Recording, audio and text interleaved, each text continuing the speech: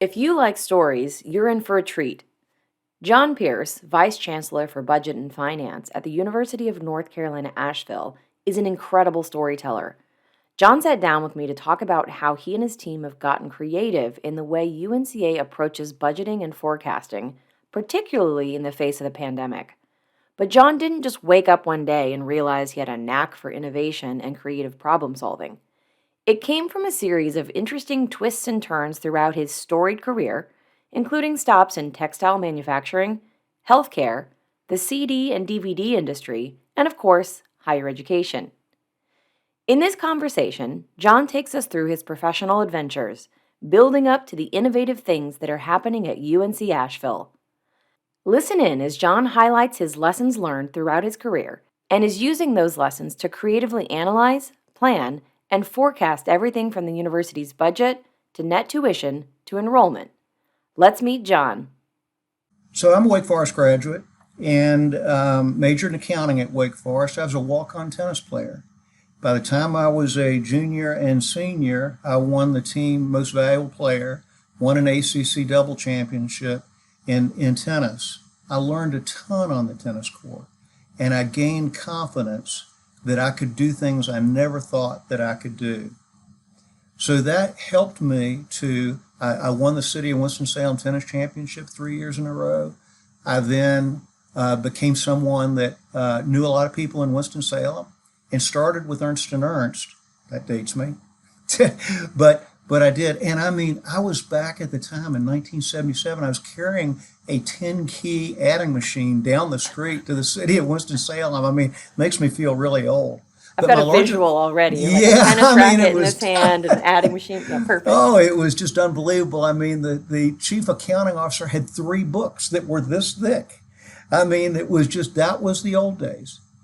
My biggest client was R.J. Reynolds, and Reynolds was the big tobacco company.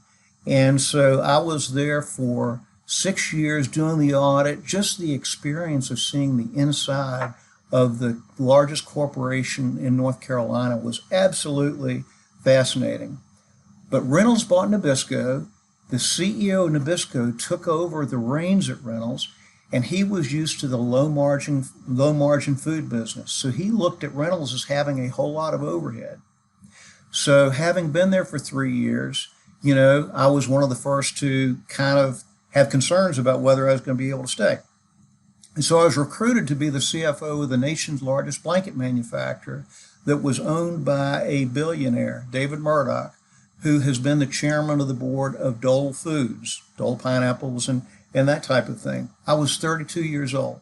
I didn't have a clue.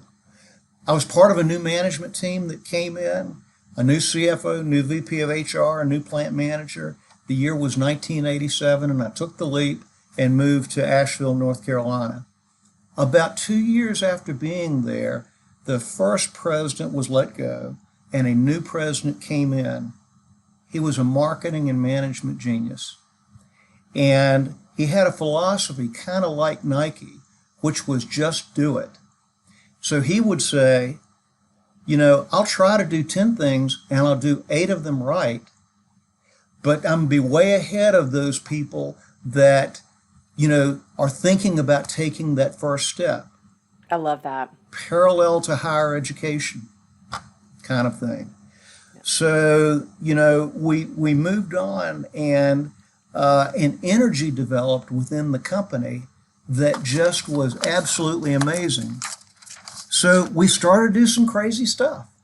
And one of the things that we did was we did stunts. So the first stunt that we did was we hung our VP of sales. Oh, that's not you hanging there? No, that is the VP of sales. We hung him from a helicopter. He weighed about 275 pounds.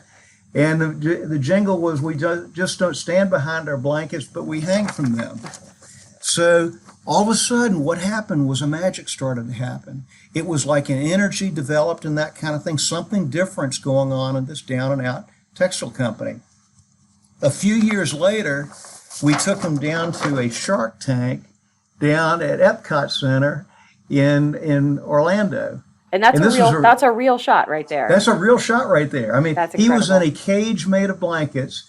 and it said 49 detergent washings didn't shred these blankets. So we thought we'd put something stronger in the water, and there you see the shark. So by then it was like this, with this energy, it's like, what do we do next? What do we do next? What's the next thing? And so that was really, really fun. And so finally, the last one I'll show is the last one that we did. And this was when we went down to the Charlotte Motor Speedway. And, the original concept of the stunt was the car went up this ramp over here, and it was supposed to land in the pile of blankets, but it missed.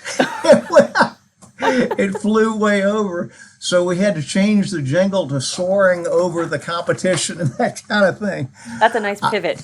I was the person that had to call the workers' comp person, the billionaires, and be able to, to tell him, oh gosh, we got a problem here. I love it. So everything turned out fine.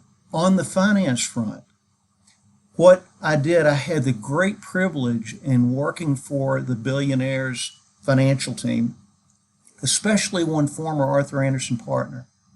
And his mind was like a steel trap. He would look at business after business and that kind of thing. And I was all deep in the complexities of the textile operation. And I would go out to Los Angeles and he said, you have to simplify things. You have to make things simple. I want to see it on one page. And I took that to heart in terms of, well, how do I do that? Before, people were chasing their tails, LIFO calculations and everything like that, unexplained variances, level C items. And I went back and just didn't pay attention to that nearly as much. I developed an equivalent unit model. A baby blanket was like a third the value of an adult blanket and that type of thing. And that allowed me to roll things up in a very simple type of, approach. And then it made it clear to everyone in the organization. And we realized that we had to save money. And so we developed a competition between one plant and the other of saving $2 to $3 million a year to be able to have the textile company, the blanket company, survive. Again, parallel to higher education, tough times, really needing to be creative. It wasn't my thoughts that changed it, but I created a way to allow trust with the people on the plant floor to be able to have them unleash their best ideas. And it worked. I love that team approach. We doubled our sales in a declining industry. We opened up things like Disney licenses and that kind of thing, Lion King blankets, and the company doubled in value. So it was really a great success story, but it then moved on to the next thing. And that was kind of the story of creativity begetting creativity. As I really dove deep into our costs, I realized that healthcare was one of our biggest costs. And my heart went out to who is R in that statement? Is Beacon. In other words, it's the blanket mill. And, healthcare was one of our biggest areas of cost increase. And so I say, gosh, what can we do about this? So there was a seminar about healthcare and locally, and I stood up and I said, boy, if we're going to do something, we got to do it right here. And that's what we started doing. The time was 1992. Hillary Clinton was trying to look at changing health care on a national scale. I was looking at it locally. I started out very idealistically. We got the two CEOs of the two hospitals here in Asheville, the head of the medical society, and we formed a task force. We adopted 10 principles of healthcare reform, very idealistic, and nothing happened. Here's a picture of me. You can see how young I look with Beacon in the background back in 1992. I was challenging the status quo. Nothing happened. I then moved from there and formed with manufacturers a healthcare purchasing coalition. And I didn't know, but I got help from the billionaires' finance people. And we ended up trying to organize the docs and trying to do a PPO, preferred provider organization, to try to stir up things in the local healthcare community and trying to get a rein on our cost increases. And what happened was we just couldn't get enough docs to sign up. It was a California firm, culturally, didn't work. But what it did was it put enough pressure on the two hospitals that it was one of the seeds of change where they came together. We formed a joint pricing approach, and that worked. What that did for me was it helped me from having to have the employees in this coalition, which had about 10,000 covered lives, from having to choose one hospital versus the other. So they combined, and that started the seeds. It was the first step of those two hospitals coming together and contracting. That ultimately was a step towards the merger of those two hospitals. Today, that merged hospital has been sold to a for-profit firm, and Asheville is sitting with a $1.5 billion trust for healthcare improvement, and it's the largest per capita. Asheville also won an All-America City Award, and I was part of that thought leadership as far as winning that award in the community. I imagine if you back that up to that initial attempt at getting people behind those principles, it might have felt like a failure in the moment.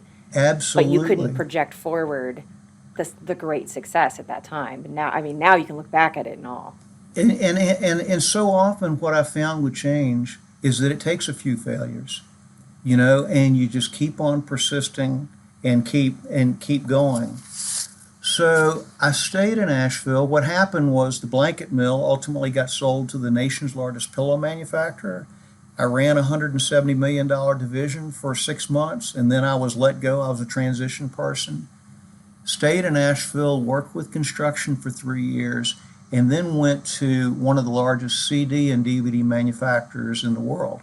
Our biggest client was a company called the Learning Company. And the Learning Company was making Rooter Rabbit, One of the World's Carmen Sandiego, and games for the desktop computers back in those days. The company's CEO was a fellow named Kevin O'Leary.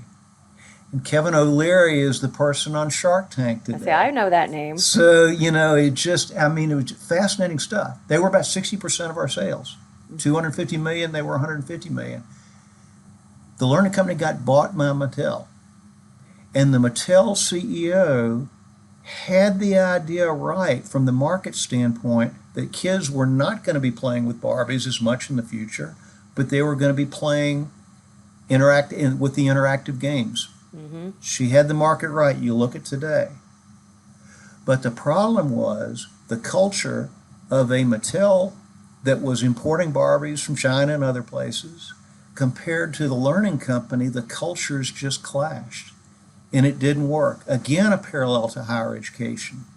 The culture in higher education today, the change that's needed, really an interesting insight. So, we went on, we recovered from that loss of that big customer. What happened with that culture change, our sales dropped by 90% with that one customer. We went back, started went back to the base CD business and recovered. During that time, the business was so volatile, it was changing so quickly that, I thought, wow, what can we do here to try to better model the business? And so we had, it was a $250 million business with 3 days of backlog. We had no idea where the next order was coming.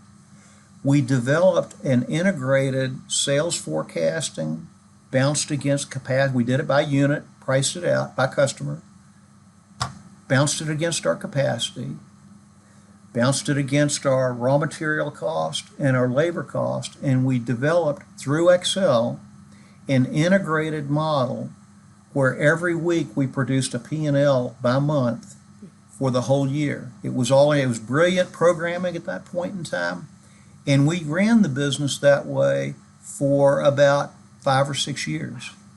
it was really fascinating. As the CD business started to decline, there was something called the iPod that came up. Things were starting to change. We said, gosh, the future's going to be in DVDs. So I helped to open the first Hollywood studio contract with Universal Studios. And, as things were changing, and then ultimately we got to, as our software got better, I got to being on the front line of a worldwide Disney DVD negotiation. That was big stuff. We had plants all over the world. There's just the U.S. operation at this point in time. And that was absolutely fascinating. We ultimately came within pennies of winning that negotiation. And then we were looking at merging with another competitor to more, ably service the business that had the Disney business at that point in time. The year was about 2007, and at that time, it was like Blockbuster, question mark. Yeah. What was going to happen? The beginning of the economic type situation. Ooh, about to go into a recession. And there was something on the horizon called Netflix. And so what happened was the merger did not happen. The business changed, and ultimately we merged with other things, other divisions, and ultimately I left the organization in 2008 and joined UNC Asheville. And I've been at UNC Asheville for the last 13 years. So I hope didn't bore you too much with that background, but it is fascinating. I mean, I have seen some really, really interesting things and change. Yeah, and Very rapid change. what's great about those stories and your path is that you're clearly gleaning something from each of those stops and carrying it forward with you and using it. And I was just jotting down some of the words you used. I wrote down things like energy, crazy, magic, what's next, simplify, unleash, culture, seeds, change. All great words that you carry forward with you into your role. And I'm sure you're using all that great experience at UNC Asheville. So let's actually take that then and pivot towards what you guys are doing. Kind of going to our goals. Our goals are financial, financial capacity, building our financial capacity, which has to do with enrollment and, particularly, but also keeping our cost in line and that type of thing. And we've done benchmarking like, crazy as far as using APA stuff for the physical plant, and using iPads, as far as spending per student, and revenues per student, whether it's against our peers or, so we've done a whole lot of that type of work.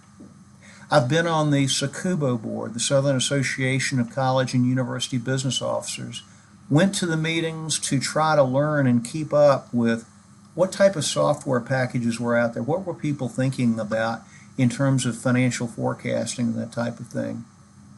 Saw some of those modules, and I became aware of Anaplan back about maybe a year and a half ago. And the elements of Anaplan that really influenced me were they've got 1,600 global customers. I mean, Nike, Kellogg's, Facebook, blue ribbon customers. And I'm going to actually pause you right there because yeah. Sometimes in higher ed, we hear names of big corporations and we recognize those big national brands. But sometimes in higher ed, I hear customers say, but they just don't, we don't operate like them. I want to make sure you're tying that, yeah, what that's drew true. you in? And while there's a lot of truth in that statement, at the same point in time, the ability to financially forecast is absolutely critical, especially in a time of rapid change. Yeah. Going back to the CD story, the need for being able to forecast at a time of rapid change, absolutely critical. Are you saying we're in a time of rapid change in higher ed? Oh, I'll tell you, we sure are. But nothing's different. It's just the way the way things go at this point in time. So I was impressed by that. I was impressed by the fact that Anaplan's a $9 billion in market cap company or something close to that. That they've only started like in 2011. that they've only been in higher education for the last, give or take, 4 years.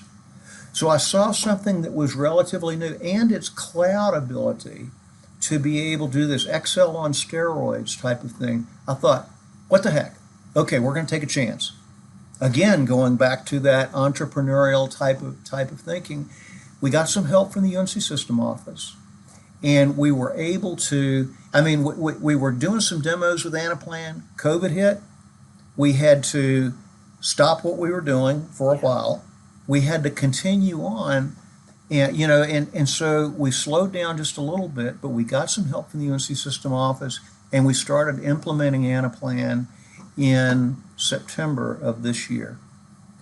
And it was at a time when I was trying to run models to make sure on the finance side that we were going to be able to survive. Yeah. And we were very fortunate.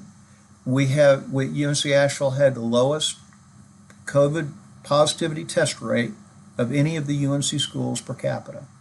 And we were able to keep our residence halls full, and therefore we were able to keep from furloughing employees, but we cut the heck out of our other than personnel expenses, and we survived. It was a great success story. In the I think middle what's of, interesting there is you couldn't have projected that ability to keep the residence halls open because of that low positivity rate. So I imagine that was one of the many factors you were trying to consider is, are we going to keep them open or not? That's right. And so without having multiple forecast scenario capability, which I have now, then, back then I had to have one column on an Excel sheet that had, this is what happens if we don't fill our residence halls, and then another column, this is what happens if we do. And so that was the kind of way that we had to run those scenarios this past fall. In the middle of that, we also knew that we had a window of opportunity for having great consulting resources to be able to implement, because a lot of people were just tied up with COVID. We took advantage of that opportunity, and we started with a budget module, and then we moved from there to, down the road, a multi-year forecasting module. And by February of this, 3 months ago or so, I presented this to our board of trustees. And a lot of our board of trustees are business people, and they were very, very enthusiastic about what we did. That's great. The key to what we did was, the budgeting module where you can click on a button, general or trust funds. You can click on a button to be able to drill down to biology, chemistry, police, whatever, and look at the P&L right there. It's like things are right in front of you. Then we developed a more simplified way of doing an end-of-year forecast, as opposed to all the way down to the detailed, org level like biology. We developed it at a higher vice chancellor level, and that streamlined the process that allowed us to be able to do an end-of-year forecast in 2 days versus 2 weeks. From there, we designed it trying to follow base principles and to keep things simple. Going back to the blanket business, don't try to get too complex. So we kept things relatively simple to be able to drive multiple scenarios with base enrollment assumptions, not worry about details like double entering in-state and out-of-state enrollment, but using a default percentage, but having the override capabilities of being able to override for a different percent, or in case of our residence halls, being able to do that where this coming year we're going to have more singles because our students want to be more alone, and you can do that. So that kind of flexibility. I think that's really important. Is I think all too often we get tied up in the specifics. I think you were pointing out an example about in-state versus out-of-state, and sometimes being able to have certain assumptions and being able to manipulate the assumptions just a little bit to tweak them to see how that changes your forecast. That's so powerful.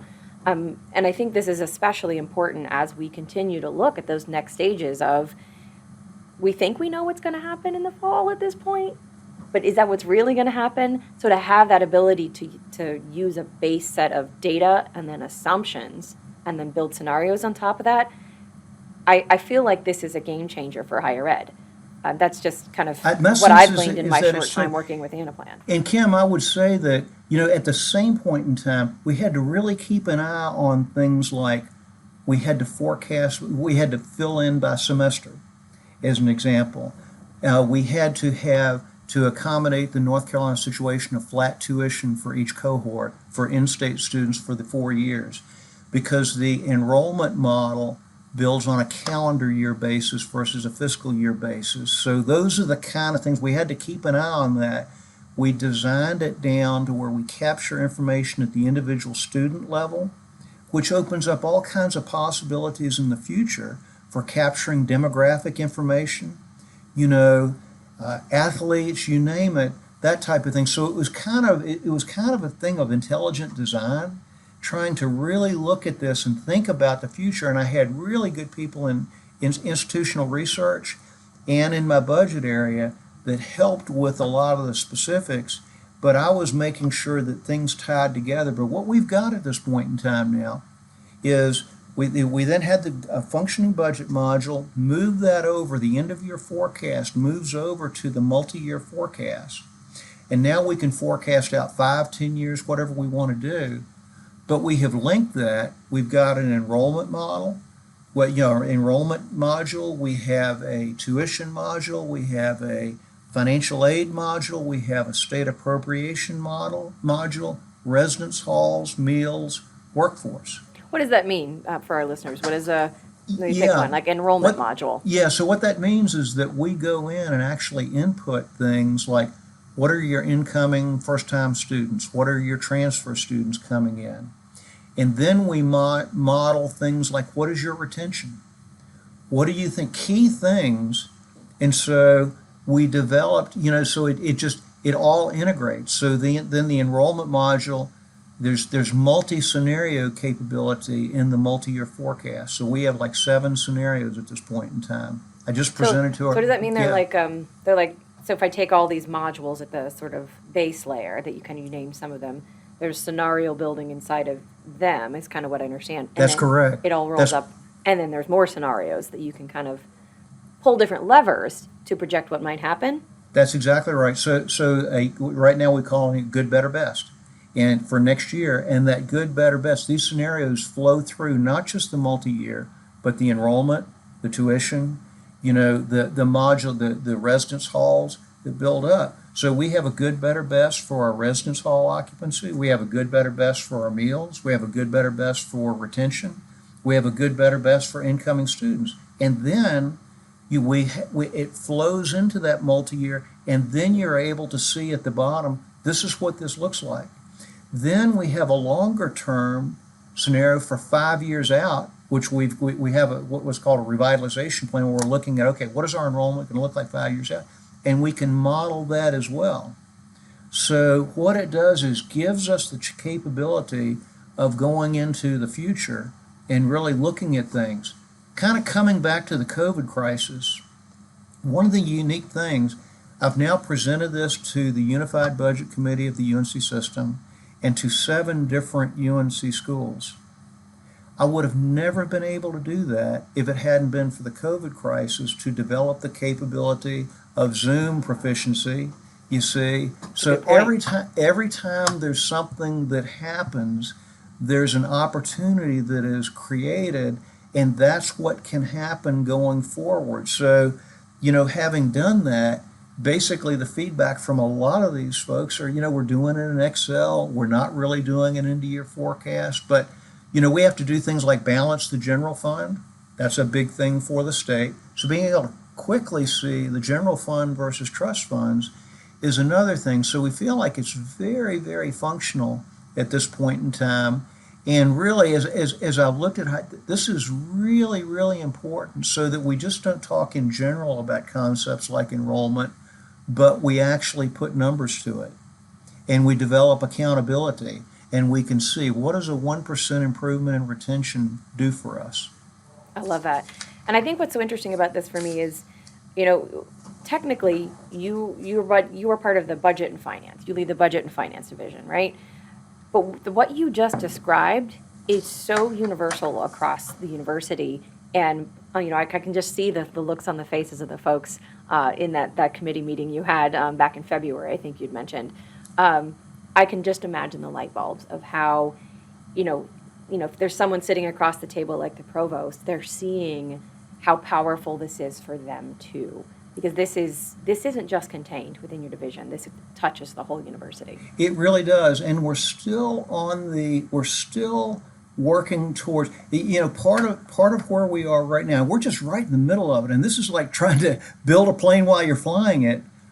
But I've wanted to make sure we had integrity in the model before we started sharing it broadly. That was a Of course. key concept. The taste of bad quality stays forever. And so trying to make sure that we are at that point, and that's where we are right now. We're just about to give licenses to our provost, our vice chancellor of enrollment. People are starting to see what this really looks like, but it takes time. Yeah. It takes time to roll that out. In my mind, I imagine a conversation between you and me and maybe your provost 6 months down the road to get there, like finish off the story, right? Where Absolutely. are we now? We could have another episode. Yeah, and that kind of leads to what's next. And one of the things that we are looking at is what we call unit contribution. And basically what that is trying to take the various academic disciplines, biology, chemistry, and so forth, capturing our student credit hours, and then being able to associate revenues with those student credit hours and associate cost to start to go down that path. It's very difficult, and it's going to take a lot of work, and we've had to look at changing business processes a little bit, because what happens now that things are right in front of you, you can see things more clearly. I give a concrete example in just another. So like we cut all of our other than personnel expenses. Now we can clearly see travel is 1/4 what it was 2 years ago. Right. Is that going to continue next year? And you can see things like that to ask questions much more quickly and have better answers. So it's a really powerful tool. Same thing with financial aid and some other areas. So being able to just have it right there, it's like it just gives you a lot more visibility. Our questions are so much better. Our chancellor wanted to definitely know what is our net profit on an in-state student versus an out-of-state student. In terms of net revenue, we're now able to do that. I love that. Working towards Ask that. better So, questions. yeah, exactly.